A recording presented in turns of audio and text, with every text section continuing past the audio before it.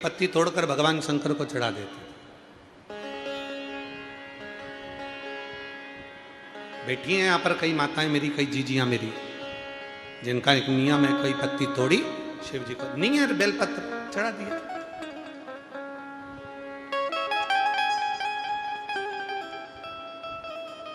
और कितना सुंदर का है, भस्म भी नहीं है, चंदन भी नहीं है। भगवान शंकर को देने के लिए तुम्हारे पास में अगर भस्म नहीं, चंदन नहीं, रोली नहीं, मोली नहीं, तो कहा अपने हाथ की 3 उंगलियां यदि देव अधिदेव महादेव को मात्र स्पर्श कर देते हो तो भी चंदन, रोली, अबीर और भस्म के बराबर हो जाता है। केवल अपनी 3 उंगलियों का स्पर्श मात्र भी हमें सुख देगा। स्पर्श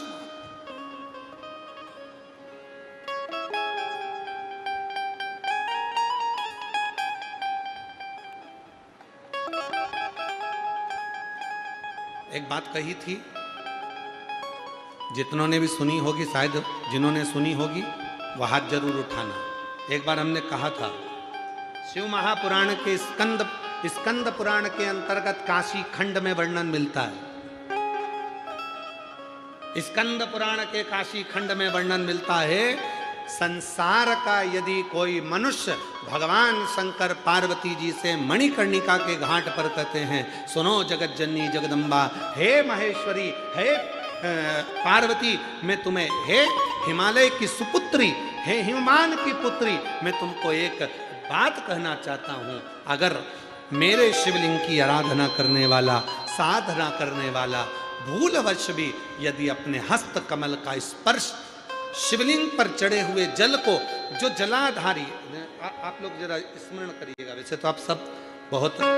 शिव भगवान शंकर की भक्ति में अच्छे रमे हुए हो, फिर भी समझिएगा, हे पार्वती, शिवलिंग पर चढ़े हुए जल को जो नीचे गिरता है, जलाधारी पर जाता है, और जलाधारी से जो नीचे की ओर जाता है, जहां जिस मार्ग से अशोक सुंदरी, कार्तिकेय, गणेश जी के उस मार्ग से जो नीचे गिरता है, और नीचे गिरने वाली जो जगह है, उस जगह पर यदि कोई शिव भक्त की हाथ की हथेली का मात्र स्पर्श हो जाता है तो वो संसार सागर में दूसरी बार जन्म नहीं लेता।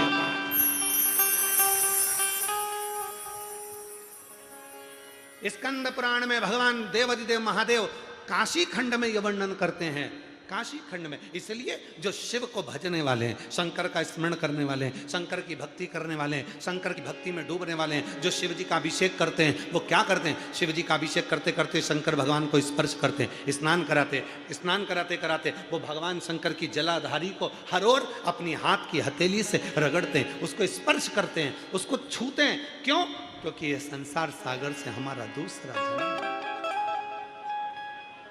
इस संसार सागर में हमारा दूसरा जन्म, इस संसार सागर में फिर हम जन्म ना ले, इस संसार सागर में हम बार बार जन्म ना ले। पुनरपि जननम पुनरपि मरणम, जन्म और मृत्यु के प्रपंच से हम छूट जाए।